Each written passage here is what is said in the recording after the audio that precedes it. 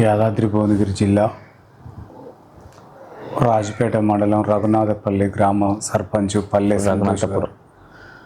సంతోష్ గారు మనతో ఉన్నారు. ఇక్కడ ప్రతిపక్షం నుంచి సర్పంచ్గా గెలిచడం జరిగింది. గెలిచిన కాడ నుంచి ప్రతిపక్ష హోదాలో ఉండి ఎట్లాంటి అభివృద్ధి కార్యక్రమాలు ఉన్నాయి, ప్రజలైతే చాలా సమస్యలు ఉన్నాయని అని అంటున్నారు. మరి ఎలాంటి సమస్యలు ఉన్నాయి, పరిష్కారం ఏంటో వారిని అడిగి తెలుసుకునే ప్రయత్నం చేద్దాం. నమస్తే సార్. సార్ నమస్తే సార్. ఎట్లా ఉంది సార్, మీరు ప్రతిపక్షం నుంచి గెలిచారు, సమస్యలు మాత్రం కోకొల్లలుగా ఉన్నాయి అంటున్నారు సార్. మరి వాటికి పరిష్కారం మీ దగ్గరే ఉంది? సో మాది వచ్చేసి మేజర్ గ్రామ పంచాయతీ యాక్చువల్గా. అయినా కానీ ఇక్కడ ఉన్నటువంటి దాదాపు 3500 ఓట్ల ప్రజలు ఉంటారు. అయినా నా పైన ఉన్నటువంటి నమ్మకంతో నన్ను ఇక్కడ దాదాపు 650 ఓట్ల మెజార్టీతోటి ప్రజలు అధికార పార్టీలో లేకున్నా కానీ ప్రతిపక్షంలో ఉన్న నాయకుడినైనా కానీ నన్ను ప్రజలు నా పైన ఉన్నటువంటి నమ్మకంతో విశ్వాసంతో గెలిపించారు. మరి వారి నమ్మకాన్ని ఎప్పుడు కూడా వమ్ము చేయకుండానే పనిచేస్తున్నాను, ఇంకా మీద కూడా చేస్తాం. కాకపోతే ప్రస్తుతం ఏంటంటే మాకు ఓన్లీ కేంద్ర ప్రభుత్వం నుంచి వచ్చేటువంటి నిధుల ద్వారానే గ్రామ అభివృద్ధి జరుగుతుంది. సో ప్రస్తుతం మాత్రం అధికార పార్టీ నుంచి ఉన్నటువంటి సహాయం అరకొరగానే ఉంది. ఖచ్చితంగా రానున్న మరో 2 సంవత్సరాల్లో బీఆర్ఎస్ ప్రభుత్వం ఈ రాష్ట్రంలో మరొకసారి జెండా ఎగరవేస్తుంది. అప్పుడు కూడా మరో 2-2.5 సంవత్సరాలు మేము సర్పంచ్గా ఉంటాం. ఖచ్చితంగా ఈ గ్రామాన్ని అన్ని విధాల అభివృద్ధి చేయడానికి మాత్రం నేను ఆలోచిస్తున్నాను. అంతేకాదు నేను చాలామంది డోనర్స్ ద్వారా కూడా దాతల సహకారంతో కూడా గ్రామాభివృద్ధి ముందుకెళ్తున్నాను. నాకు దాతలు కూడా మంచి సహకారాన్ని అందిస్తున్నారు మా గ్రామంలో. Okay sir. ఇక్కడ గొంగిడి సునీత గారు మాజీ ఎమ్మెల్యే 2 పర్యాయాలుగా ఎమ్మెల్యేగా కొనసాగించారు. ఈ గ్రామాన్ని మేజర్ గ్రామ పంచాయతీలో అభివృద్ధి ఏ విధంగా కొనసాగించారు? గతంలో మేము ప్రభుత్వంలో ఉన్నప్పుడు శ్రీ గొంగిడి సునీత మహేందర్ రెడ్డి గారు ఆలేరు శాసనసభ్యులుగా ప్రభుత్వ విప్పుగా కేసీఆర్ గారికి అత్యంత సన్నిహితురాలుగా ఉండేవారు. ఆ సమయంలో మా గ్రామానికి దాదాపు 2 కోట్ల రూపాయల సీసీ రోడ్లు కేటాయించడం జరిగింది. దాదాపు 4 కోట్ల రూపాయలతో చెక్ డ్యామ్ కట్టడం జరిగింది. 3.5 కోట్ల రూపాయలతోటి హై లెవెల్ బ్రిడ్జ్ కట్టడం జరిగింది. ఇలా చెప్పుకుంటూ పోతే దాదాపు ఈ గ్రామానికి 10 సంవత్సరాల్లో చాలా అభివృద్ధి జరిగింది. ఆలేరు టు రఘునాథపురం వరకు 12 కోట్ల రూపాయలతోటి సింగిల్గా ఉన్న రోడ్డును డబుల్ రోడ్ చేయడం అనేది. తద్వారా ఇక్కడ ఉన్నటువంటి రెవెన్యూ కావచ్చు, ఇక్కడ ఉన్నటువంటి భూముల విలువ కూడా పెరిగింది అని ఖచ్చితంగా చెప్పాలి సార్. ఈ 3 సంవత్సరాలలో ఎట్లాంటి అభివృద్ధి జరగలేదు. గత ప్రభుత్వంలో చేసిన సీసీ రోడ్లు, డ్రైనేజీలు, రోడ్డు వ్యవస్థ మొత్తం కూడా గత ప్రభుత్వంలో చేసిరు అంటున్నారు సార్. మరి ఇప్పుడు ఎందుకు చేయలేకపోతుంది ఈ ప్రభుత్వం? ప్రస్తుతం ఉన్న ప్రభుత్వం అమలు కాని హామీలను ఇచ్చి ప్రజలను మోసం చేసిందని చెప్పవచ్చు. అందులో సమస్య లేదు. 100% ప్రజలను అమలు కాని హామీలను అవి జరగవని వాళ్ళకు కూడా తెలుసు.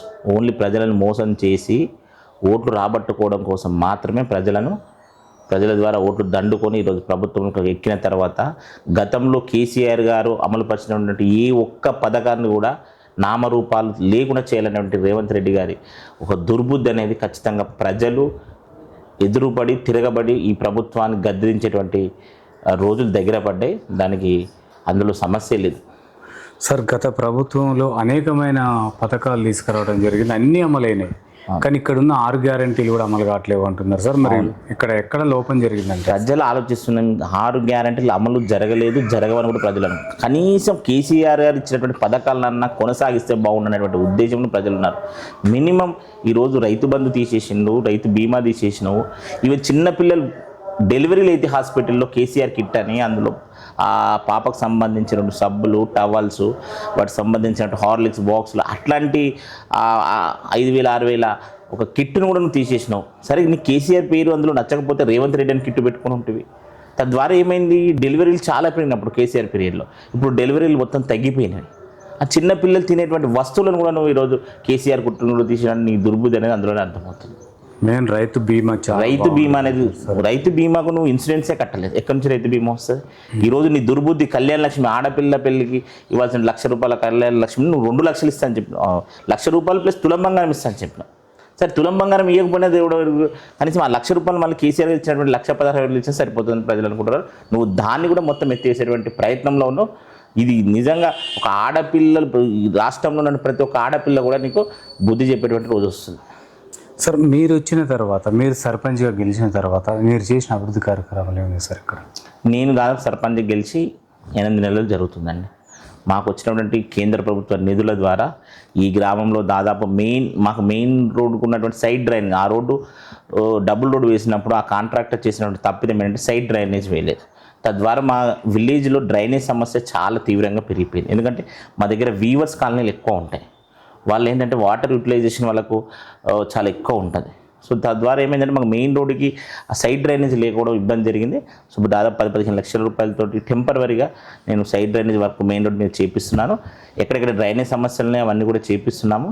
ఇవి నాకున్నటువంటి అరకొర నిధులతోటి మరియు దాతల సహకారంతో ఈ గ్రామంలో అభివృద్ధి పనులు చేసుకుంటూ వెళ్తున్నాం.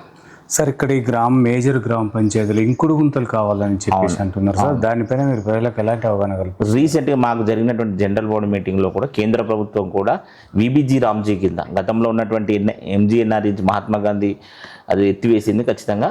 ఇప్పుడు విబిజీ రామ్జీ అనే కొత్త పథకాన్ని తీసుకొచ్చింది. అందులో కూడా ప్రతి ఇంటికి కూడా ఇంకుడు గుంతలు సోక్ పిట్స్ నిర్మించాలనే ఒక మంచి బృహత్తరమైన ఆలోచన ప్రభుత్వం ముందుకెళ్తుంది. ఖచ్చితంగా దాన్ని మేము ప్రజల్లోకి తీసుకెళ్తున్నాం. నెక్స్ట్ కూడా ఇంటింటికి తిరిగి ఇంకుడు గుంతలు నిర్మించుకోవాలని చెప్పేసి కూడా మేము ఆలోచిస్తున్నాం. అంతేకాదు ఇంటింటికి కాదు, కమ్యూనిటీ సోక్ పిట్స్ కూడా, ఇండివిజువల్ సోక్ పిట్స్ మరియు కమ్యూనిటీ సోక్ పిట్స్ కూడా మేము ప్రాధాన్యత ఇస్తున్నాం. ఖచ్చితంగా ఇంటింటికి ప్రతి ఇంటికి కూడా ఇంకుడు గుంతలు నిర్మించేందుకు ప్రభుత్వం ఏదైతే ఆదేశాలు జారీ చేసిందో దాన్ని అమలుపరచడానికి మేము సిద్ధంగా ఉన్నాం. సార్, ఈ గ్రామంలో భూ సమస్యలు కూడా చాలా ఉన్నాయని మా దృష్టికి వచ్చింది సార్. మరి ఈ భూభారతి పనిచేస్తుందంటారా? భూభారతి ద్వారా ఏమన్నా పరిష్కారం అవుతుందంటారా సార్? భూభారతి అనేది ప్రభుత్వము ఒక రకంగా డబ్బులు దండుకోవడానికి తెచ్చినటువంటి, గతంలో ఉన్నటువంటి ధరణిని వెక్కిరించి ఈరోజు ధరణిని పాతాల్లో కొంత తొక్కేసి నువ్వు భూభారతిని ముందుకు తీసుకొచ్చింది కేవలం కాంగ్రెస్ పార్టీ, ఈ ప్రభుత్వం డబ్బులు దండుకోవడానికి. భూభారతులను వెలుగబెట్టింది ఏంటంటే 22A యాక్ట్ తీసుకొచ్చి ఈరోజు ప్రొహిబిటెడ్ జాబితాలో మా గ్రామంలో 250 ఇండ్లను ప్రొహిబిటెడ్ జాబితాలో పెట్టింది. గత 30-40 సంవత్సరాల క్రితం ఇండ్లు నిర్మించుకొని దాదాపు 50-60 సంవత్సరాల క్రితమే పాత ఇల్లు ప్లాట్లు కొనుక్కొని ఇల్లు నిర్మించుకున్నటువంటి ఇండ్లను మా గ్రామంలో 250 ఇండ్ల నిషేధిత జాబితాలో పెడితే ఈ 250 మంది ఏం కావాలి? రేపు ఏదైనా అక్కర ఉంటే అవసరం నిమిత్తం వాడు ఇల్లు అమ్ముకుంటాడు, ఆ ప్లాట్ అమ్ముకుంటాడు. ఈరోజు ఆ ప్లాట్ను కానీ ఆ ఇల్లును కానీ అమ్ముకునేటువంటి అవకాశం లేకుండా చేసినాం. అంతే కదా, దాదాపు 40 సంవత్సరాలు ఆ ఇంట్లో నివసిస్తున్న వాడికి ఈరోజు హక్కులు తీసేయడం ఏంది? ఆ ఇంటిపైన వారికి ఉన్నటువంటి హక్కులు తీసేయడం, దీంట్లో దుర్బుద్ధి ఏంటిది? మీ దుర్బుద్ధి ఎందుకు 22A యాక్ట్ని ఎందుకు తీసుకురావాల్సి వచ్చింది? ఈ విధంగా ప్రజలు హైదరాబాద్లో హైడ్రా పెట్టి ఈడ 22A యాక్ట్ ప్రకారం ప్రొహిబిటెడ్ ల్యాండ్స్ పెట్టేసి నివాస స్థలాలను గతంలో సరే ధరణిలో ఏదైనా సమస్యలు ఉన్నప్పుడు వ్యవసాయ భూములను మాత్రం ప్రొహిబిటెడ్లో పెట్టినటువంటి చరిత్ర ఉన్నది. కానీ ఈ గనులు మాత్రం ఈరోజు నివాస స్థలాలు గతంలో 30-40 సంవత్సరాల నుంచి నివాసం ఉంటున్నటువంటి నివాస స్థలాలను కూడా ఈరోజు నిషేధిత జాబితాలో పెట్టడం జరిగింది. మనకు ఒక యాక్ట్ ఉంది, మినిమం 12 సంవత్సరాలు ఒక జాగాలో కబ్జా ఉంటే అది వాటి సొంతం అని చెప్పేసి హైకోర్టులో చెప్తున్నారు. మరి 40-50 సంవత్సరాల నుంచి ఇంట్లో ఉంటున్నటువంటి ఆ నివాసితులకు ఈరోజు హక్కులు తీసేసిన నీ ఉద్దేశం ఏంది? ఏ దుర్బుద్ధితో ఈ ప్రభుత్వం ఈరోజు ఈ విధంగా ప్రవర్తిస్తుంది? మా గ్రామంలో చాలా ఇబ్బంది పడుతున్నారు. 250 ఇళ్లను పెడితే ఆ 250 ఇళ్లను ఒక తండ్రి నుంచి కొడుక్కి మళ్ళీ మ్యూటేషన్ చేసుకునే పరిస్థితి లేదు. తన కూతురు పెళ్ళి ఉంటే ఆ ఇల్లు అమ్ముకుందామన్నా, ప్లాట్ అమ్ముకుందామన్నా అమ్ముకునే పరిస్థితి లేదు. ఆ ఇంటి మీద ఒక 10 లక్షల లోన్, గతంలో ఆ ఇంటి మీద 10 లక్షల లోన్, 20 లక్షల లోన్లు వచ్చేటివండి. ఆ లోన్లు కూడా బ్యాంకులు ఇవ్వకుండా చేసినాం. ఈ రోజున అడుగున ప్రజలను దెబ్బ తీసుకుంటూ ప్రజలను నానా రకాలుగా ఇబ్బంది పెట్టుకుంటూ నిజంగా వాస్తవానికి ప్రజలు చాలా ఇబ్బంది పడుతున్నారు ప్రస్తుతం. ఒకప్పుడు మా దగ్గర రియల్ ఎస్టేట్ అనేది ఒక ఎకరా భూమి 50 లక్షలు, కోటి రూపాయలు పోయిన దాఖలాలు ఉన్నాయి. గతంలో కోటి రూపాయలు పోయిన భూమి ఈరోజు 50 లక్షలు కూడా కొన్ని దిక్కు లేదు. ఈరోజు గతంలో అమ్మాయి పెళ్ళి సంబంధం కుదిరింది, ఎమర్జెన్సీ ఒక అరెకరం అమ్మాలి అనుకుంటే ఎవడైనా కొనడానికి సిద్ధంగా ఉన్నాను. ఈరోజు అప్పుల్లో కూరుకుపోయి ఉరి వేసుకుంటున్నా అని చెప్పినా కానీ అద్దెకరం భూమి కొని, గుంట భూమి కొనేటువంటి నాదులు లేడు. ఆ పరిస్థితికి ఈరోజు దాపరించిన కారణం కాంగ్రెస్ ప్రభుత్వం, రేవంత్ రెడ్డి. కనీస అడ్మినిస్ట్రేషన్ మీద అవగాహన లేనటువంటి రేవంత్ రెడ్డి ఈ విధంగా అప్పుడు చెప్పిన కేసీఆర్ 10 సంవత్సరాలు లెక్కపోతాం, 10 కాదు 20 సంవత్సరాలు లెక్కిపోయినాం. వాస్తవం చెప్పాలంటే ఈరోజు తెలంగాణ ప్రజలు, తెలంగాణ రాష్ట్రం 20 సంవత్సరాలు లెక్కిపోయినాం. ఒకప్పుడు ఉమ్మడి నల్గొండ జిల్లాలో ఉండేది మేము. ఆ రోజు మమ్మల్ని ఒక జిల్లా యూనియన్ తీసుకున్నాను. తర్వాత తెలంగాణ వచ్చిన తర్వాత రాచకొండ కమిషనరేట్గా మా యాదాద్రి భువనగిరి జిల్లా రాచకొండ కమిషనరేట్లో ఉంది. ఈ రోజు రాచకొండ కమిషనరేట్ నువ్వు సిపిని కూడా తీసేసి మళ్ళీ ఎస్పీ డిఎస్పీని తీసుకొచ్చినాం. ఫుల్ సెక్యూరిటీలో రాచకొండ కమిషనరేట్లో ఫుల్ పోలీస్ సిబ్బందితో ఉండేవాళ్ళం. ఈరోజు అందులో 50% సిబ్బందిని తీసేసి కమిషనరేట్ని తీసేసి ఈరోజు ప్రజలకు భద్రత లేకుండా చేసినావు. ఇది రేవంత్ రెడ్డి ఘనత. సార్ ఈ గ్రామానికే కాదు ఈ నియోజకవర్గానికి కూడా నీళ్ళ ఐలే అనే పేరు పెట్టారు సార్. నీళ్లు తీస్తున్నాం, రైతులకు నీళ్ళు అందిస్తున్నాం, ఎండాకాలంలో కూడా చెరువులు కుంటలు నింపుతున్నా అంటున్నారు సార్. మరి చూస్తుంటే మొత్తం వీళ్ళే అవపడుతున్నాయి, నీళ్ళు ఎక్కడ పారుతున్నాయి? ఎక్కడి నుంచి తెచ్చిన నీళ్ళు? ఈ ప్రాజెక్ట్ నుంచి ఆయన నీళ్ళు తెచ్చింది చెప్పండి. నీళ్ళు అయ్యేలాగా పేరు తెచ్చుకున్నామంటే కాళేశ్వరం ప్రాజెక్ట్ అనేది పనికిరాదని చెప్పారు. కాళేశ్వరం ప్రాజెక్టులో నీళ్ళు ఎత్తిపోయడానికి వీలు లేదని చెప్పినాం. మరి నీళ్ళు ఎక్కడి నుంచి వస్తున్నాయి? వర్షాల్లో ఎక్కడి నుంచి నీళ్ళు తెచ్చినావు, ఎక్కడి నుంచి కాలువలు మలిపినావు అని ఒకసారి గుర్తుపెట్టుకోవాలి. పోనీ ఎన్ని లక్షల రూపాయలు, ఎన్ని కోట్ల రూపాయలు నువ్వు నీళ్లు తేవడానికి ఖర్చు పెట్టినావు? ఓపెన్గా చెప్పాలి మీరు. గతంలో 12 కోట్ల రూపాయలు కాలువ ఏ కాలువకు పెట్టినావు? మా రాజపేట మండలంలో దాదాపు 15 గ్రామాలకు ఆ రోజున్నటువంటి ప్రభుత్వంలో ఏదైతే గద్దమల్లకు పోయేటువంటి వాటర్ నుంచి మల్లన సాగర్ టు బసవపూర్ వెళ్ళేటువంటి ప్రాజెక్టుకి ఒక ఊటీ ఇచ్చి ఒక 15 గ్రామాల కోసం అని చెప్పేసి మేము ఆ రోజు ల్యాండ్ అక్విజిషన్ చేసినాం. 20 కోట్ల రూపాయలు ల్యాండ్ అక్విజిషన్ బాధితులకు కూడా ఇచ్చినాం. రైతులకు కూడా బాధితులకు ఇచ్చి ల్యాండ్ తీసుకోవడం జరిగింది. దాన్ని దాదాపు 50% కాలువ కూడా తీయడం జరిగింది. ఇంకొక 50% కాలువ తీస్తే దాదాపు రాజపేట గంధమలకు పైన ఉన్నటువంటి రాజపేట మనం గంధమలకు పైన ఉన్నటువంటి 15 గ్రామాలకు నీళ్ళు వచ్చేటువంటి అవకాశం ఉంది. మినిమం ఒక 10 కోట్లు ఖర్చు పెడితే. ఎమ్మెల్యే గారు ఎలక్షన్స్లో నిలబడ్డప్పుడు స్థానిక ఎమ్మెల్యే గారు ఆ మాట ఇచ్చారు. ఇప్పటికి దాదాపు 2.5 సంవత్సరాలు పూర్తయింది. ఇప్పటి వరకు తట్టడి మట్టి ఎత్తిపోలే. ఏ కాలంలో తట్టడి మట్టి ఎత్తిపోలే, ఏ ప్రాజెక్టును ₹1 పెట్టాలి, ఏం వచ్చినాయి నీళ్ళు? కనీసం అవగాహన ఉండాలి. అది ప్రజలందరూ తెలిసి చెప్పుకున్నంత మాత్రాన కాదు. అది కేసీఆర్ నిర్మించిన కాళేశ్వరం ప్రాజెక్టు ద్వారా మల్లన సాగర్ నుంచి బస్వాపూర్కు గంధమల్లకు రావడం వల్ల ఆ నీళ్ళు వస్తున్నాయి. నువ్వు ఎంత డబ్బా కొట్టుకున్నా అది కేసీఆర్ నీళ్ళు అంటారు, కానీ నీళ్ళు వేయలేదని చెప్పి ఎవరు అనరు. వచ్చేటువంటి ప్రతి నీటి చుక్క కూడా కేసీఆర్ నీళ్ళు అంటారు. పేరేదని కేసీఆర్ నీళ్ళు అంతే, ఇంకా దాన్ని ఎవరు మార్చలేరు. గతంలో మా దగ్గర ఎకరా భూమి కూడా పారకపోయేది. ఈరోజు ఎన్ని ఎకరాలు ఉంటే అన్ని ఎకరాలు పొలం పారేటువంటి పరిస్థితి ఎందుకు వచ్చింది?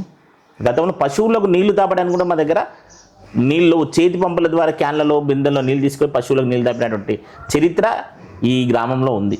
కానీ ఈరోజు ఎన్ని ఎకరాలు ఉంటే కూడా అన్ని ఎకరాలు వరి చెలబెట్టేటువంటి అవకాశం వచ్చిందంటే అది కేవలం కేసీఆర్ వల్లనే, కాళేశ్వరం నీళ్ళ వల్లనే అని నేను ఖచ్చితంగా చెప్తాను. సార్ మరి ఇంత జరుగుతుంటే ప్రతిపక్షాలు ఎందుకు నోరు విప్పట్లేదు సార్? ఖచ్చితంగా ఎక్కడ అవకాశం ఉన్న చోటలా మేము మాట్లాడుతున్నాం, ప్రజలకు తెలియజేస్తున్నాం. కొత్తగా తెలియాల్సిందేం లేదు. ప్రజలకు 2.5 సంవత్సరాలు కాంగ్రెస్ చరిత్ర మొత్తం ప్రజలకు ఇప్పటికిప్పుడు ఎలక్షన్స్ నిర్వహించినా కానీ ఈ రాష్ట్రంలో బీఆర్ఎస్ ప్రభుత్వం 100కు పైగా సీట్లతోటి ప్రభుత్వాన్ని ఖచ్చితంగా స్థాపిస్తుంది. అంత కోపంతో, అంత ఉద్రేకంతో ఈ ప్రజలు ఉన్నారు. సార్ ఈ గ్రామంలో చూసుకుంటే అంటే ఇక్కడే అని కాదు సార్, ఈ రైతులకు ఎరువుల విషయంలో యూరియా యాప్ అర్థం కావట్లేదు అంటున్నారు సార్. ఈ యూరియా యాప్ ద్వారా చాలా రైతులు ఇబ్బంది పడుతున్నారు. మరి దీంట్లో మార్పులు చేర్పులు చేస్తే బాగుంటుంది అంటారా, యాప్ తొలగిస్తే బాగుంటుంది అంటారా? యూరియా యాప్ను కేవలం యూరియాను బ్లాక్ మార్కెట్కు తరలించేందుకు తీసుకొచ్చినామంటే ఒక ఎత్తుగడ. ఈ యాప్ ద్వారా ఖచ్చితంగా 100% రైతులు ఎవరు కూడా యాప్ ద్వారా యూరియాని కొనుగోలు చేయలేరు. అట్లీస్ట్ ఒక 20% కూడా యాప్ ద్వారా యూరియాని కొనుగోలు చేయట్లేదు. మిగతా 80% అంతా కూడా ఎవరైతే బ్లాక్ మార్కెట్ దందా చేసేటువంటి వాళ్లకు సహకరిస్తూ, ప్రభుత్వాలు సహకరిస్తూ వాళ్ళ ద్వారా యాప్లో అది బుక్ చేసుకుని అది మొత్తం కూడా బ్లాక్ మార్కెట్కి తరలిస్తారు. అందులో ఉన్నటువంటి ఉద్దేశం కేవలం బ్లాక్ మార్కెట్ ఎవరైతే చేస్తుర్రో, వ్యాపారం చేస్తుర్రో వాళ్ళను దాన్ని డెవలప్ చేయడం తప్పితే ఇది రైతులకు ఉపయోగపడేటువంటి యాప్ కాదు. రైతులకి ఎంత ఇబ్బంది అంటే చాలా ఇబ్బంది జరుగుతుంది. మళ్ళీ ఒకవేళ ఎవరైనా ఒకరు బుక్ చేస్తే 24 అవర్స్లో యూరియా తీసుకోవాలి. ఆ 24 అవర్స్లో యూరియా తీసుకోకపోతే మళ్ళీ అది క్యాన్సిల్ అయిపోతుంది. మరి క్యాన్సిల్ అయిన యూరియా ఎక్కడ పోతుంది? ఒకవేళ క్యాన్సిల్ అయితే నాకు రావాల్సిన యూరియా అందులోనే ఉండాలి కదా. మరొకసారి బుక్ చేసుకుంటే ఆ యూరియా ఇవ్వాలి. కానీ ఒకసారి వన్స్ బుక్ చేసుకొని నువ్వు యూరియా తీసుకోకపోతే, షాప్లో యూరియా తీసుకోకపోతే ఆ యూరియా ఉండదు, మాయమవుతుంది. మరి ఎక్కడ పోయింది యూరియా? ఈ విధంగా టన్నుల కొద్ది యూరియా బ్లాక్ మార్కెట్కి ఈరోజు పోతుంది. బ్లాక్ మార్కెట్లో 500 బస్తా 600 బస్తా అమ్మేటువంటి పరిస్థితి ఉంది. ఒకసారి విలేజ్లలో ఈ కోతులు, అవును, కుక్కలు బీభత్సంగా ఉన్నాయి సార్. అసలు మహిళలు అయితే తలుపులు వేసుకుంటున్నారు. బజార్ల పొంట పోవాలంటే కూడా మా కార్ల మీద కూడా కుక్కలు పడే పరిస్థితి. అవును. మరి ఎట్లా సార్ ఈ నిర్మూలించడానికి ఎలా సాధ్యమవుతుంది అంటారు? సో ప్రస్తుతం ఉన్న చట్టాల ప్రకారం కుక్కలను చంపేటువంటి అవకాశం లేదు. కాకపోతే వాటికి కుటుంబ నియంత్రణ చేయాలి తప్పితే కుక్కలను మాత్రం తొలగించేటువంటి అవకాశం లేకుండా పోయింది. సరే, ఉన్న ప్లేస్లలో కుక్కలను పట్టించి మేము బయటికి పంపించడం జరుగుతుంది.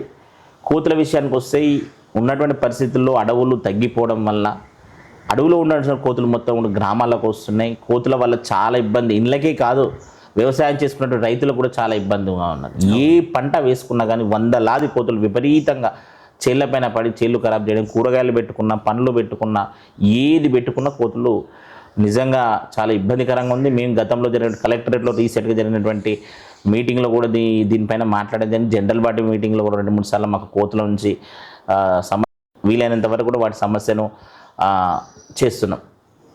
సార్, రైతులకి పంట మార్పిడి విషయంలో ఎట్లాంటి అవగాహన కల్పిస్తున్నారు సార్? అవును, ఏదైతే వ్యవసాయ శాఖ వాళ్ళు ఉన్నారో పంట మార్పిడి చెప్తున్నారు కానీ దానిపైన సరైన అవగాహన ప్రజలకు కల్పించలేకపోతున్నారు రైతులకు. గతంలో కేసీఆర్ గారు రైతుల కోసం క్లస్టర్ల వారీగా రైతు వేదికలు నిర్మించడం జరిగింది. ఈ ఏఈఓ వ్యవస్థను తీసుకురావడం జరిగింది. ఎక్కడ కూడా ఈ రైతు వేదికలను వినియోగం తీసుకొచ్చి రైతులకు అవగాహన కల్పించాలనే సోయి ఈ ప్రభుత్వానికి లేదు. ఎంతసేపు డబ్బా కొట్టుకోవడం చెప్పడం కానీ వ్యవసాయ మార్పిడి అంటే ఏంది, ప్రస్తుతం ఉన్నటువంటి వాతావరణ పరిస్థితులకు ఏ పంట వేస్తే బాగుంటుంది అనేటువంటి అవగాహన రైతులకు కల్పించలేకపోతున్నారు. ఎంతసేపు ప్యాడీ పైన డిపెండ్ అయి ఉంటున్నారు. కానీ ఈరోజు ఎల్నినో సీజన్ అంటున్నారు. మరి ఎల్నినో సీజన్లో మరి ఏ పంటలు వేస్తే బాగుంటుంది? రేపటి రోజున సూపర్ ఎల్నినో అని చెప్తున్నారు వ్యవసాయ శాఖ వాళ్ళు. మరి సూపర్ ఎల్నినో పరిస్థితిని ఏ విధంగా ఎదుర్కోవాలి అనేటువంటి ఒక అవగాహన రైతులకు కల్పిస్తే మాత్రమే రైతులు తట్టుకొని ఈ పరిస్థితులు తట్టుకొని నిలదొక్కునేటువంటి అవకాశం ఉంది. లేదా వారి అంచనా తప్పి అప్పుల్లో కూరుకుపోయి మళ్ళీ ఉరితాళ్ళు ఎక్కేటువంటి అవకాశం ఈ రాష్ట్రంలో కనిపిస్తుంది. కాబట్టి ఖచ్చితంగా ప్రభుత్వం దీనిపైన సరైన అవగాహనను వ్యవసాయ శాఖ ద్వారా రైతులకు అందించాలని కోరుకుంటాం. ఓకే సార్, ఇక్కడ కరెంటు గత ప్రభుత్వంలో 24 hours కరెంట్ ఉండేది. ఇప్పుడు ఉదయం వస్తుంది, ఎప్పుడు వస్తుందో తెలియదు, ఎప్పుడు పోతుందో తెలియదు, పెట్టిన పొలం ఎండిపోతుంది అంటున్నారు సార్. మరి కరెక్ట్ అంటే సరైన విద్యుత్ అందాలంటే ఎట్లాంటి నిర్ణయం తీసుకుంటే బాగుంటుంది అంటారు? నాణ్యమైన కరెంటు విషయంలో మనందరికీ తెలుసు, బిఫోర్ తెలంగాణ, ఆఫ్టర్ తెలంగాణ. తెలంగాణ వస్తే చీకటి అవుతుందని చెప్పినటువంటి ఒక దుష్ప్రచారం నుంచి 24 hours కూడా వెలుగులు జిమ్మే తెలంగాణను తీసుకొచ్చినట్టు కేసీఆర్ ఈరోజు కాంగ్రెస్ ప్రభుత్వం వచ్చిన తర్వాత లో వోల్టేజ్ రైతులకు ఎన్నడూ కూడా కేసీఆర్ ప్రభుత్వంలో ట్రాన్స్ఫార్మర్ కాలిపోయినటువంటి దాఖలాల్లో ఈరోజు గ్రామంలో రోజుకొక ట్రాన్స్ఫార్మర్లు కాలిపోతున్నాయి. తీరా అక్కడ ట్రాన్స్ఫర్ అన్ని డిపార్ట్మెంట్కి తీసుకెళ్తే అక్కడ 3-4 రోజుల టైం పడుతుంది. బోర్లు కాలిపోయేటువంటి పరిస్థితి, లో వోల్టేజ్ సమస్య. మా ఉదయము 6 hours, నైట్ 6 hours కరెంట్ని మొత్తం ఉదయం ఇస్తున్నారు. అది కూడా క్వాలిటీ, నాణ్యత లేని కరెంట్ ఇవ్వడం వల్ల ఈవెన్ విలేజ్లలో ఇళ్లలో ఉన్నటువంటి కరెంటు కూడా పేరుకు మాత్రం ఫ్రీ కరెంట్, కానీ మొత్తం కూడా లో వోల్టేజ్ కరెంట్ ద్వారా ప్రజలు చాలా ఇబ్బందులు ఎదుర్కొంటున్నారు. రైతులు ఖచ్చితంగా ఈ లో వోల్టేజ్ సమస్య పైన, కరెంట్ సమస్య పైన ఎదురు తిరగడానికి సిద్ధంగా ఉన్నారు. సార్, ఈ మేజర్ గ్రామ పంచాయతీలో విద్యా వైద్యం ఏ విధంగా ఉంది సార్? విద్య అయితే మొత్తం ప్రైవేట్ వైపుకి వెళ్తున్నారు సార్, బస్సుల ద్వారా పోతున్నారు. మరి ఇప్పుడు బడిబాట కార్యక్రమం ద్వారా తల్లిదండ్రులు ఎలాంటి చైతన్యం తీసుకొచ్చారు సార్ మీరు? బడిబాట కార్యక్రమం భాగంగా మేము మొన్న మే, జూన్లో కూడా క్యాంపెయినింగ్ నిర్వహించినాం. ఏదైతే స్టాఫ్ ఉన్నారో మా దగ్గర ఉన్నటువంటి యూపీఎస్ కావచ్చు, జెడ్పీహెచ్ఎస్ స్టాఫ్తో కలిపి ప్రతి ఇంటింటికి తిరిగి కూడా ప్రభుత్వ స్కూళ్ళలో మాత్రమే పిల్లల్ని చేర్చాలని చెప్పేసి పేరెంట్స్కి అవగాహన కలిగించడం జరిగింది. అంతేకాదు ప్రభుత్వ పరంగా కూడా రెగ్యులర్గా పేరెంట్ మీటింగ్స్ కండక్ట్ చేసి ఎందుకు ప్రభుత్వ స్కూళ్ళకు పంపించాలి, ఎందుకు ప్రైవేట్ స్కూళ్ళకు పంపించకూడదు అనే అవగాహన అనేది ఫస్ట్ ప్రజలకు రావాలి. కేవలం ప్రైవేటు మోజులో పడి పక్కింటి వాడు పంపిస్తుండో నేను పంపించాలనే ఉద్దేశంతో పంపిస్తున్నారు తప్పితే ఈరోజు హమాలి పని చేసేవాళ్ళు, కూలీ పని చేసేవాళ్ళు కూడా ఈరోజు వాళ్ళ పిల్లల్ని బస్సులు ఎక్కించి, బస్సు ఫీజు కట్టించి దూరంగా ఉన్నటువంటి 10-15 కిలోమీటర్ల స్కూల్లో పంపించిన కారణం ఏంటి? కేవలం అవగాహన లోపం మాత్రమే. ప్రైవేట్ స్కూళ్ళ కంటే కూడా ప్రభుత్వ స్కూల్లో ఉన్నటువంటి ఎడ్యుకేషన్ చాలా క్వాలిటీ ఎడ్యుకేషన్ ఉంటుంది. ఆ విషయాన్ని మనం పేరెంట్స్ తెలియజేసి వాళ్ళలో అవేర్నెస్ క్రియేట్ చేస్తే కానీ దీంట్లో మార్పు తీసుకురాలి. ఖచ్చితంగా ఆ దిశగా ప్రభుత్వాలు పనిచేస్తే మాత్రమే ప్రభుత్వ స్కూళ్ళలో గ్రామాల్లో నిలబడతాయి. తద్వారా మంచి క్వాలిటీ ఆఫ్ ఎడ్యుకేషన్ అందించడానికి వీలుంటుంది. సార్, గతంలో మరుగుదొడ్లు కట్టించడం జరిగింది సార్, స్వచ్ఛ భారత్ కింద, ఓడిఎస్ కింద. వాటికి చాలా వరకు బిల్స్ రాలేవు అంటున్నారు. మీ దృష్టికి ఏమైనా వచ్చింది సార్? సో గతంలో అంటే ఇప్పుడు ఈ మధ్య మాత్రం దాదాపు 5 సంవత్సరాల నుంచి కూడా గ్రామాలను ఏం చేశారంటే 100% ఓడిఎస్ గ్రామాల కింద పెట్టడం జరిగింది. దాదాపు 7 సంవత్సరాల క్రితం 100% గ్రామాల కింద మా గ్రామం కూడా ఉంది. నేను రీసెంట్గా జరిగిన మీటింగ్లో కూడా. సో ఈ 7 సంవత్సరాలు కొత్తగా ఇల్లు నిర్మించుకున్నారు, కొత్తగా ఇందిరమ్మ ఇల్లు నిర్మించుకున్నారు. వాళ్ళు కూడా ఈ బాత్రూమ్స్ అవసరం ఉన్నాయి కాబట్టి మళ్ళీ కూడా వాటికి సంబంధించి లోన్స్ అవైలబుల్ చేయాలని చెప్పి కూడా మేము చెప్పడం జరిగింది. ఇదే విబిజి రామ్జీలో కూడా ఒక్కో ఇంటికి బాత్రూమ్స్ కోసం అని 12,000 రూపాయలు కూడా ప్రభుత్వం విబిజి రామ్జీ ద్వారా కేటాయిస్తుంది. మళ్ళీ కొత్తగా కూడా నిర్మిస్తున్నాం. గతంలో పెండింగ్లో ఉన్నాయి మాత్రం మన దగ్గర ఏం లేవు. సార్ గత ప్రభుత్వం ప్రవేశపెట్టిన పల్లె దవాఖాన ద్వారా అవును, గ్రామాల్లో ఉన్న ప్రజలకు ఎలాంటి వైద్యం అందుతుందని మీరు భావిస్తున్నారు సార్? గత ప్రభుత్వంలో కేసీఆర్ తీసుకొచ్చినటువంటి పల్లె దవాఖానలో సఫిషియెంట్గా స్టాఫ్ ఉండేవారు. దానికి సంబంధించిన మెడిసిన్ ఇవన్నీ కూడా అందించారు. ప్రజెంట్ అయితే గ్రామాల్లో ఆశా వర్కర్లు తప్పితే మెడికల్ స్టాఫ్ మిగతా ఎవరు కూడా ఉండట్లేదు. చాలా ఇబ్బందికరమైనటువంటి పరిస్థితులు ఉన్నమాట వాస్తవం. హాస్పిటాలిటీ పరంగా గ్రామాల్లో చాలా ఇబ్బంది ఉంది. సో ఏదైతే ప్రజలకు ఇవ్వాల్సినటువంటి బీపీ, షుగర్ ఇట్లాంటి టెస్టులు రెగ్యులర్గా మాత్రం చేయడం జరుగుతుంది. అరకొర మందులతోనే సరిపుచ్చడం జరుగుతుంది. సార్ ఇక్కడ ఇందిరమ్మ ఇండ్లు అవును, ఎన్ని వచ్చినాయి? వచ్చిన వాళ్ళకి కూడా నిజంగా జెన్యున్గా ఉన్న వాళ్ళకు రాలేవని చెప్పేసి కొంతమంది మా దగ్గర 43 ఇండ్లు వచ్చినాయండి. కేవలం ఎవరైతే కాంగ్రెస్ పార్టీకి పనిచేసిరో కేవలం కాంగ్రెస్ పార్టీ కార్యకర్తలుగా మాత్రమే ఈరోజు ఇక్కడ ఇందిరమ్మ ఇండ్లలో మొత్తం కూడా అందులో కాంగ్రెస్ కార్యకర్తలు, కాంగ్రెస్ పార్టీలో పనిచేసిన వాళ్ళకి మాత్రం ఇందిరమ్మ ఇండ్లు ఇవ్వడం జరిగింది. దానిలో L1, L2, L3 అని 3 స్టెప్పులు తీసుకొచ్చి అందులో దాన్ని మొత్తం కూడా ఇందిరమ్మ కమిటీల ద్వారా ఈరోజు కూడా మేము ప్రభుత్వాన్ని కోరుతున్నాం. గతంలో సర్పంచులు లేరు, ఇందిరమ్మ కమిటీలు నిర్మించి తద్వారా ఇందిరమ్మ ఇళ్ళని సెలెక్ట్ చేసారు, అది ఓకే. కానీ ఇప్పుడు సర్పంచులు ఉన్నారు, దానికి చైర్మన్గా సర్పంచ్ని మాత్రమే పెట్టాలి. ఇందిరమ్మ ఇళ్ళను కూడా సర్పంచ్ అధ్యక్షతన మాత్రమే ఇందిరమ్మ ఇళ్ళ సెలక్షన్ జరగాలని చెప్పి మేము చెప్పడం జరిగింది. వారు చేసినటువంటి కనీసం ఒక అరగుంట భూమి లేనోడు కూడా వాళ్ళు ఇల్లు ఇవ్వలేదు. ఎకరాల కొద్ది ఉన్నోడికి ఇల్లు ఇచ్చినారు. ఆల్రెడీ డబుల్ స్టోర్ ఉన్నోడికి, బిల్డింగ్లు ఉన్నోడికి ఇల్లు ఇచ్చినారు మా గ్రామంలో. సాక్ష్యాలు కూడా ఉన్నాయి, మీరు తీసుకోండి అని చెప్తాను. దాన్ని కూడా హైలైట్ చేయండి. కొంచెం ప్రభుత్వానికి కొంచెం సోయి ఉండాలి కదా. నిరుపేదలకు గుంట భూమి లేనోడికి ముందు ప్రయారిటీ ఇవ్వాలి. కానీ ఇక్కడ ఎకరాల కొద్ది ఉన్న భూములు ఉన్నోడికి ఒక్కో ఇంట్లో 2 ఇండ్లు, ఇద్దరు అన్నములకి ఇండ్లు ఇవ్వడం, మళ్ళీ నిరుపేదలను పక్కన పెట్టడం. ఈ ఇందిరమ్మ ఇళ్ళలో మొత్తం కూడా తెచ్చింది కేవలం కాంగ్రెస్ కార్యకర్తల కోసం మాత్రమే ఇందిరమ్మ ఇళ్ళు తీసుకొచ్చారు. నిరుపేదల్ని ఎందుకు గుర్తించలేదంటారు ఈ పార్టీ? అదే చెప్తున్నా, తీసుకొచ్చింది నిరుపేదల కోసం ఇందిరమ్మ ఇళ్ళు తీసుకురాలేదు వీళ్ళు. కేవలం కాంగ్రెస్ కార్యకర్తల కోసం మాత్రమే ఇందిరమ్మ ఇళ్ళని తీసుకొచ్చారు. వాళ్ళు లాభపడడానికి మాత్రమే ఇందిరమ్మ ఇళ్ళని తీసుకొచ్చారు. అందుకు ఉదాహరణ మా విలేజ్లో ఒకసారి మీరు ఎంక్వైరీ చేయండి ఎవరెవరికి ఇందిరమ్మ ఇళ్ళు వచ్చినాయి అనేది. నిరుపేదలను పక్కన పెట్టేసి ఆల్రెడీ మెయిన్ రోడ్ పైన బిల్డింగ్లు ఉన్న వాళ్ళకు మరొక ఇల్లు ఇవ్వడం, 7 ఎకరాలు 8 ఎకరాల భూమి ఉన్న వాళ్లకు 2 ఇండ్లు ఇవ్వడం, ఇట్లాంటి పరిస్థితి ఇందిరమ్మ ఇళ్ళది. ఓకే సార్, ఈ మేజర్ గ్రామ పంచాయతీలో బెల్ట్ షాపులు కూడా బీభత్సంగా వస్తున్నాయని తెలుస్తుంది సార్. మరి వాళ్ళకు నోటీసులు ఏమైనా ఇవ్వడం జరిగిందా సర్పంచ్ మీరు? సో బెల్ట్ షాపులు అనేటువంటిది ఎక్సైజ్ డిపార్ట్మెంట్ వాళ్ళు చర్య తీసుకోవాల్సినటువంటి అవసరం ఉన్నది. గ్రామాల్లో ఒక సర్పంచ్గా బెల్ట్ షాపుల మీద మేము తీసుకునేటువంటి చర్యలు తీసుకుంటాం, కానీ ప్రభుత్వం సహకారం ఉండాలి.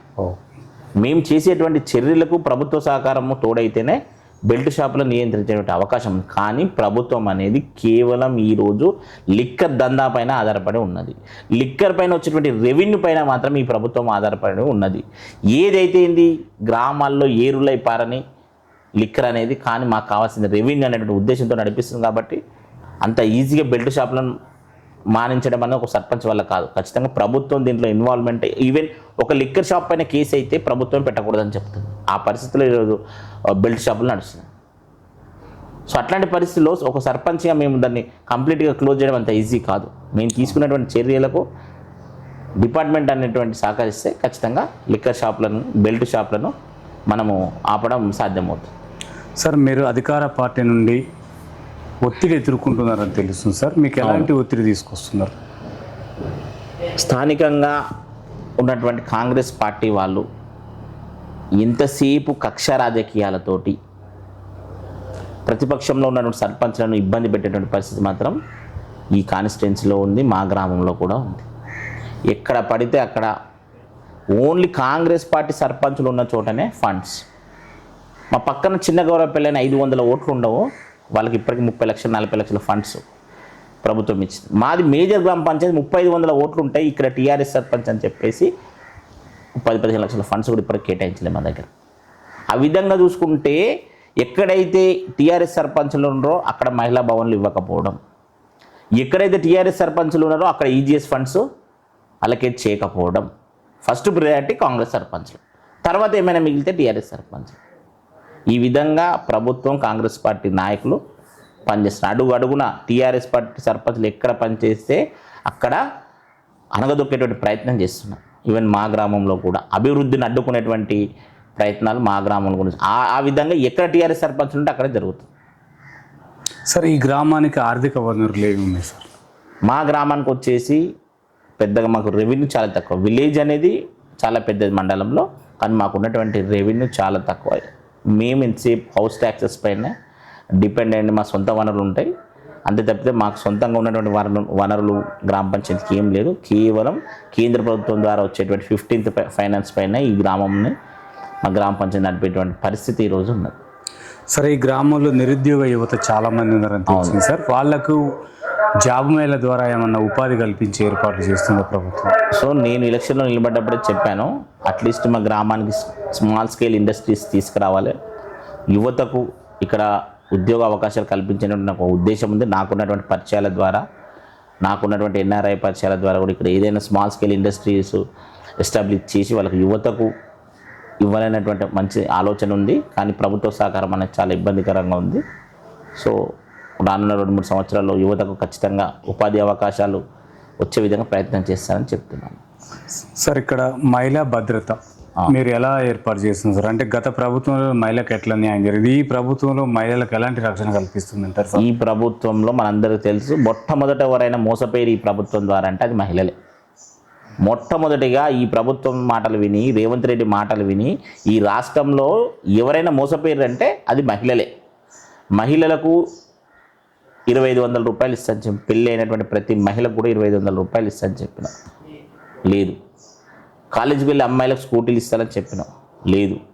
వృద్ధాప్యం పింఛన్లు 2000 4000 నుంచి ఇస్తానని చెప్పిన, లేదు. ఆడపిల్లకి ఇచ్చేటువంటి కళ్యాణ లక్ష్మిని రద్దు చేసేటువంటి ఆలోచనలో ఉన్నాం.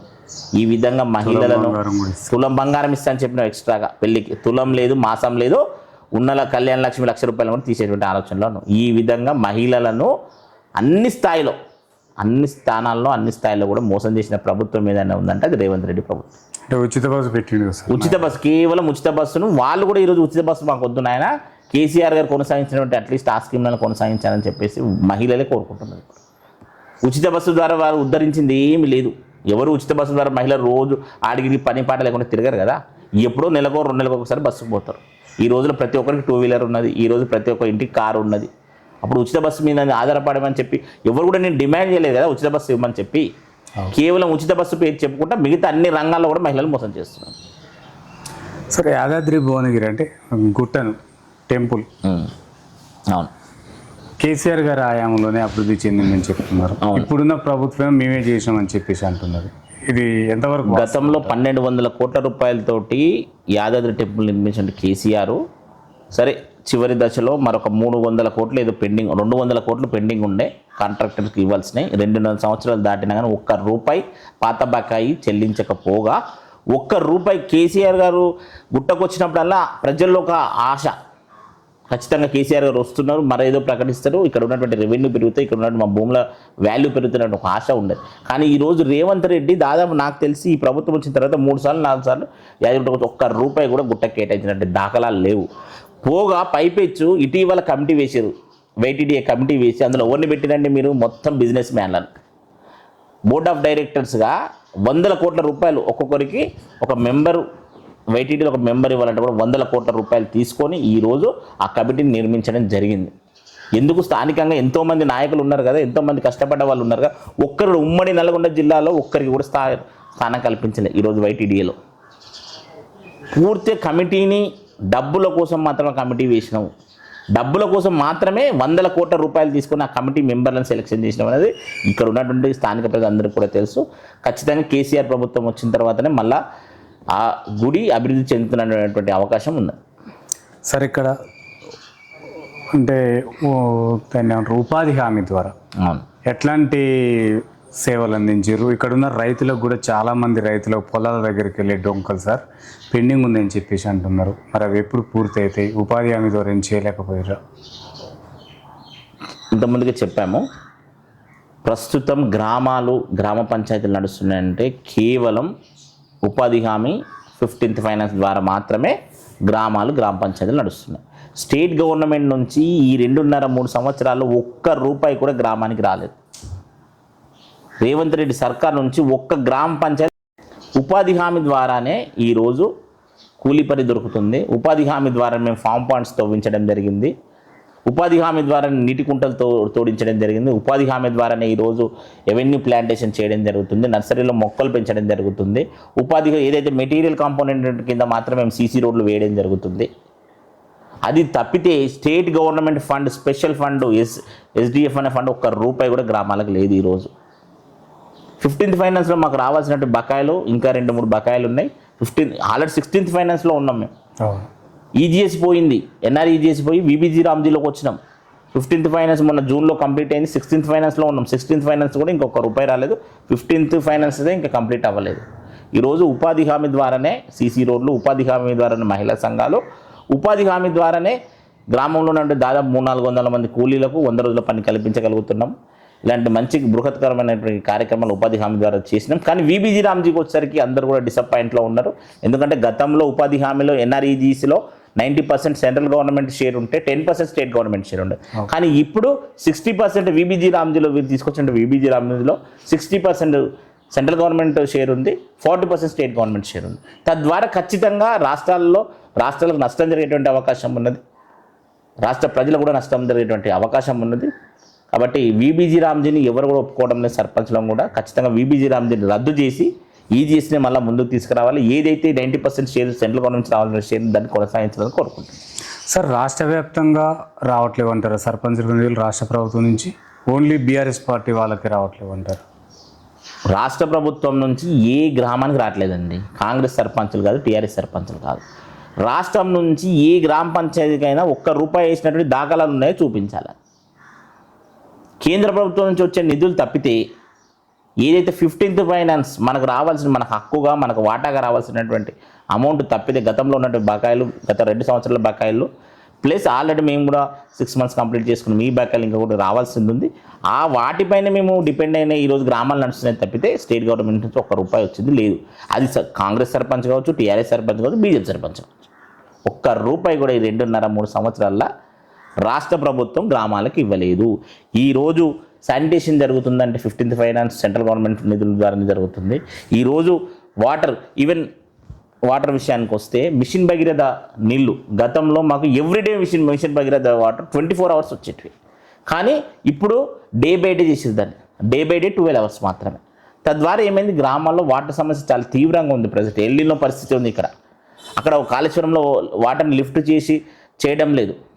తద్వారా మల్లన్ సాగర్కి వస్తే మల్లన్ సాగర్ దగ్గర మాకు మిషన్ భగీరథ వాటర్ ఇంతకుముందుకు వచ్చేది. ఇప్పుడు డే బై డే వాటర్ చాలా ఇబ్బంది పరిస్థితి, గ్రామాల్లో వాటర్ చాలా ఇబ్బంది ఉంది. మళ్ళీ బోర్లను వేసుకునే పరిస్థితి ఈరోజు ప్రభుత్వాలు చెప్తున్నాయి, మళ్ళీ బోర్లు వేసుకోండి, బోర్లు కనెక్ట్ చేసుకోండి, మిషన్ ఓహెచ్ఎస్ ట్యాంక్స్కి మళ్ళీ బోర్స్ కనెక్ట్ చేసుకోండి, ఆ నిధులు మేము ఇస్తామని చెప్పేటువంటి పరిస్థితి దాపరమించింది ఈ స్టేట్ గవర్నమెంట్కి. సార్, ఈ మొక్కలు నాటే కార్యక్రమం పూర్తి చేసిరా సార్? వన మహోత్సవం అనేది మరి వర్షాలు లేవు, వర్షాలు పడితేనే వన మహోత్సవాన్ని చేయాల్సిన అవసరం ఉంది. సరే, నర్సరీలో మాత్రం కావాల్సినన్ని ఎవెన్యూ ప్లాంటేషన్ కావాల్సిన మొక్కలు సిద్ధంగా ఉంచినాం. దాదాపు మా నర్సరీలో కూడా నాకు తెలిసి 3,000-4,000 మొక్కలు ఉన్నాయి. సో వన మహోత్సవం కావాల్సిన మొక్కలను కూడా సిద్ధంగానే ఉంచినాం. ఆల్రెడీ కూడా నాటుతున్నారు సార్. ఎలాంటి మొక్కలు పెంచుతున్నారు? సో నీడనిచ్చే మొక్కలకు ఎక్కువగా ప్రాధాన్యత ఇస్తున్నాం. పండ్ల మొక్కలు నాటుతున్నాం, పూల మొక్కలు నాటుతున్నాం. ఎవెన్యూ ప్లాంటేషన్లో మాత్రం పండ్లకు, పూల మొక్కలకు ప్రియారిటీ ఇస్తున్నాం. అయితే మెయిన్ రోడ్ సైడ్స్కి మాత్రం నీడనిచ్చే మొక్కలకు ప్రియారిటీ ఇస్తున్నాం. సార్, ఇక్కడ సీసీ కెమెరాలు ఏర్పాట్లు చేశారా సార్? గతంలో దాదాపు 4 లక్షల రూపాయలు, 5 లక్షల రూపాయలతోటి మా గ్రామంలో 36 సీసీ కెమెరాలు ఏర్పాటు చేసినాం. అవి కొన్ని రిపేర్లో ఉన్నాయి. మళ్ళీ వాటిని రిపేర్ చేసి రీస్టార్ట్ చేసేటువంటి ఆలోచనలో ఉన్నాం.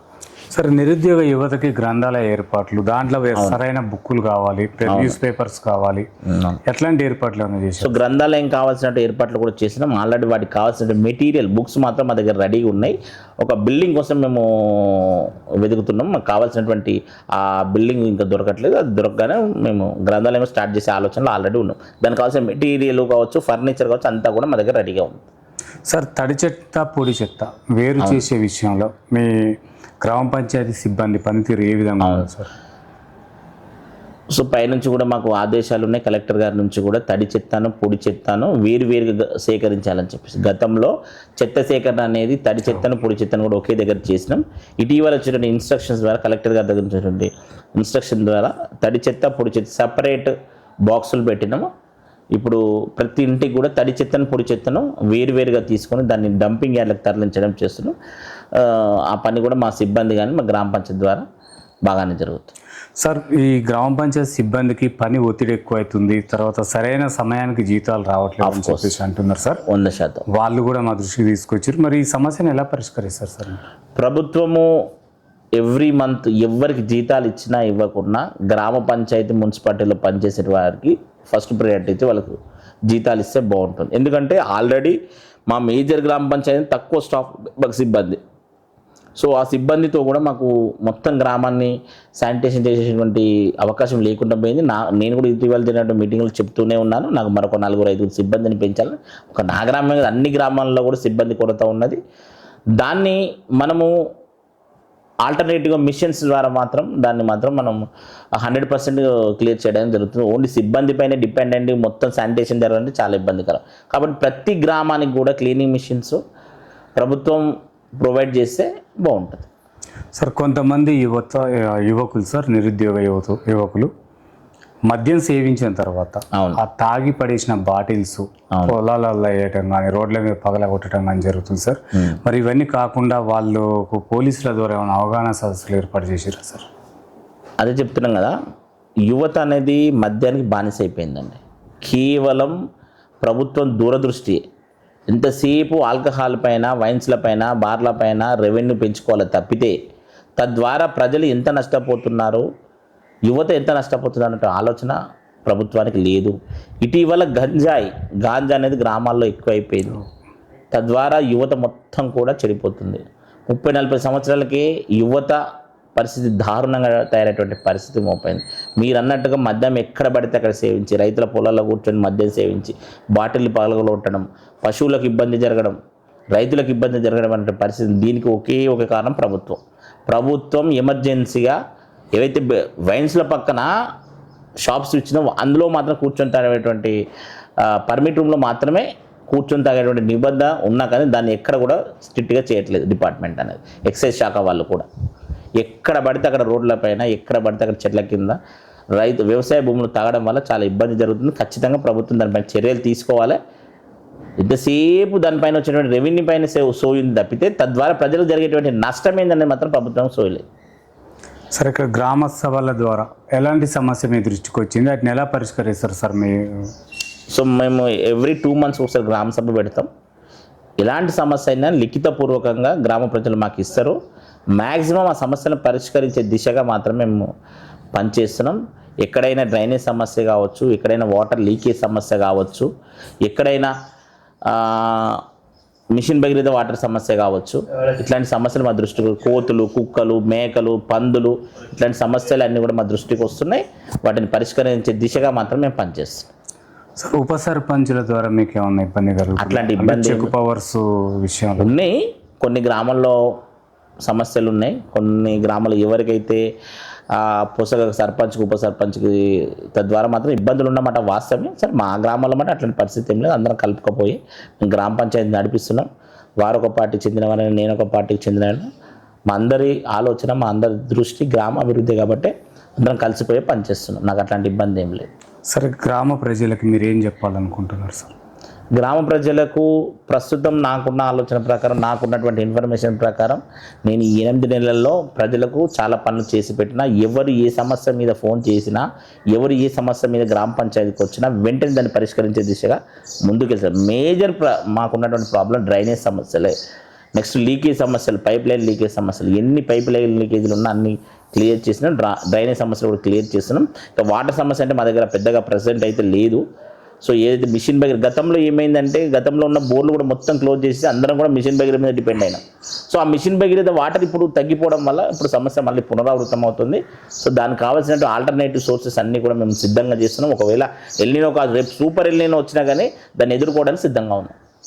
సార్ ఇప్పుడు మీకు 5 సంవత్సరాలు ఒక బాధ్యతను ఏర్పాటు చేశారు సార్. అవును, మరి గత ప్రభుత్వాల కంటే గత సర్పంచుల కంటే కూడా మెరుగైన అభివృద్ధి చేయడం కోసం ఖచ్చితంగా మీ దగ్గర ఏం ప్రణాళిక ఉంది? ఖచ్చితంగా నాకు ఒక మంచి ప్రణాళికతోనే నేను ముందుకెళ్తున్నానండి. ఏదైతే హై ప్రియారిటీ, ఏ సమస్య పైన అయితే హై ప్రియారిటీ వైజ్గా నేను సమస్యను సాల్వ్ చేసేటువంటి అవకాశం ఉంది. ఎక్కడ తొందరపడకుండా మాకున్నటువంటి బడ్జెట్లో ప్రియారిటీ ఆఫ్ వర్క్స్ పైన నేను సమస్యను పరిష్కరించడానికి చెప్తున్నాను కదా. ఒకవేళ ఇప్పుడున్నటువంటి ప్రభుత్వ సహకారం లేకపోయినా కానీ ఉన్నటువంటి అమౌంట్తో, ఉన్నటువంటి 15th ఫైనాన్స్ అమౌంట్ తోటి గ్రామాలను మేము నడుపుతున్నాము.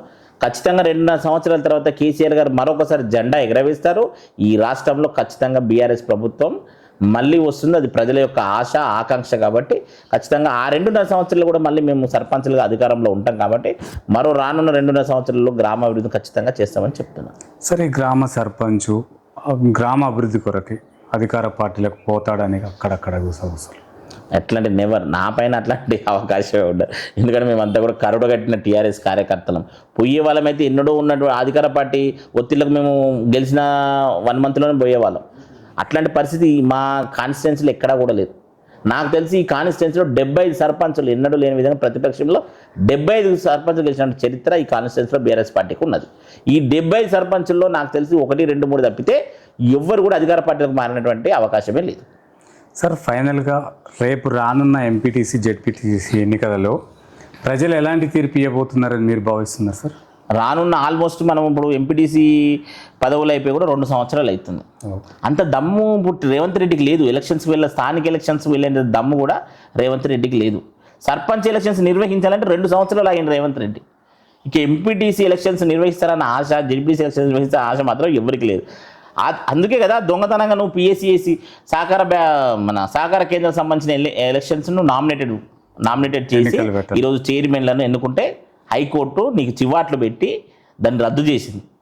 ఎందుకంటే ఖచ్చితంగా సహకార బ్యాంకులో ఓట్లు వేసే వాళ్ళందరూ కూడా రైతులు ఎట్లయినా ప్రభుత్వానికి వ్యతిరేకంగా ఉన్నారు. మనకు ఓట్లు వేయాలనే ఉద్దేశం, ఒక దుర్బుద్ధితోనే నువ్వు ఎలక్షన్స్ పోకుండా వాటిని నామినేటెడ్ చేసి నీ కాంగ్రెస్ పార్టీ కార్యకర్తలు, నీ కాంగ్రెస్ పార్టీ పనిచేసిన లీడర్లకు మాత్రమే సహకార బ్యాంకులో పదవులు ఇచ్చినావు. ఈరోజు మీకు మంచి బుద్ధి చెప్పింది హైకోర్టు. దాన్ని రద్దు చేసి మళ్ళీ ఎలక్షన్స్ నిర్వహించాలని చెప్పి కూడా హైకోర్టు చెప్పింది. అంత దమ్ము లేకనే కదా నువ్వు సహకార బ్యాంకులో నువ్వు నామినేటెడ్కి పోయింది. ఇంకా నువ్వు ఎక్కడ ఎంపీటీసీ, జెడ్పీటీసీ ఎలక్షన్ నిర్వహిస్తావు? అది ఆయన వల్ల కాదు. అంత ధైర్యం కూడా రేవంత్ రెడ్డి చేస్తానని నేను అనుకోవట్లేదు. అంటే మళ్ళీ 10 ఏళ్ళు కూడా మేమే ఉంటున్నారు కదా సార్ కాంగ్రెస్ వాళ్ళు. నువ్వు 10 ఏళ్ళు ఉండటం మరి ఎందుకు నిర్వహించట్లేదు? ఎంపీటీసీ, జెడ్పీటీసీ ఎలక్షన్స్ దాదాపు 2 సంవత్సరాల పదవి కాలం అయిపోయింది కదా. ఎందుకు భయపడుతున్నావు మరి నువ్వు? సహకార బ్యాంకులో నువ్వు ఎలక్షన్స్ నిర్వహించి ఎందుకు ఎన్నుకోవడం లేదు? మరి ఎందుకు భయపడుతున్నావు నువ్వు? అంత డంబాచారం అంతా ఏం లేదు అందులో. ఎంతసేపు భుజాలు ధరుకోవడం తప్పితే అది వాళ్ళకు కూడా తెలుసు. ఈరోజు కాంగ్రెస్ నాయకులకు తెలుసు, కార్యకర్తలకు తెలుసు, ఎమ్మెల్యేలకు కూడా తెలుసు ఈ ప్రభుత్వం 100% పడిపోతుంది అనే విషయం వాళ్ళకు కూడా తెలుసు. అంటే ఆలేరులో మళ్ళీ బీఆర్ఎస్ గెలుస్తుంది ఖచ్చితంగా 100% మల్లెల్లో ఆలేరులో బీఆర్ఎస్ పార్టీ జెండా ఎగరవేయడం 100% కన్ఫర్మ్. అంతే.